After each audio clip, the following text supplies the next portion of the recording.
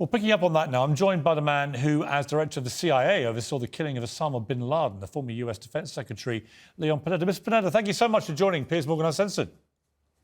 Good to be with you, Piers. Just discussing there with the ambassador here in London about the situation in Ukraine. Putin is slowly but surely barreling his way through that country. What more should the world be doing to try and stop him? Well, we're 100 days into this war. We really have been through what I call three stages of the war. The first was a failed invasion by Russia. The world stood up, the Ukrainians stood up, and were able to essentially stop the Russians from achieving their goal of getting the capital and bringing Ukraine down.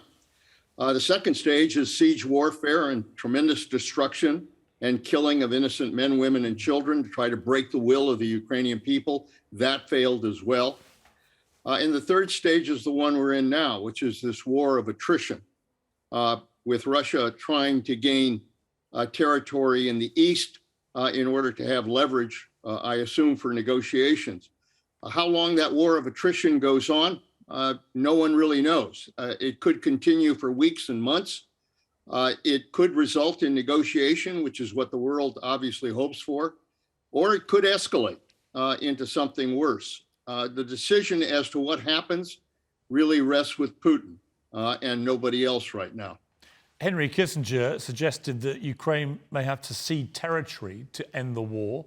The Ukrainians obviously don't want to do that.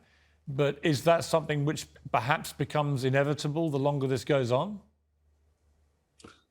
I think President Biden was right in saying that that decision has to rest with Ukraine and with Zelensky. They're the ones that are fighting and dying, putting their lives on the line every day in order to defend their country. I think it's up to them to decide what the basis of any possible negotiation should be. I don't think anybody ought to tell them what they should or should not do. They're the ones that have fought for the right to decide what will be on the table should they negotiate.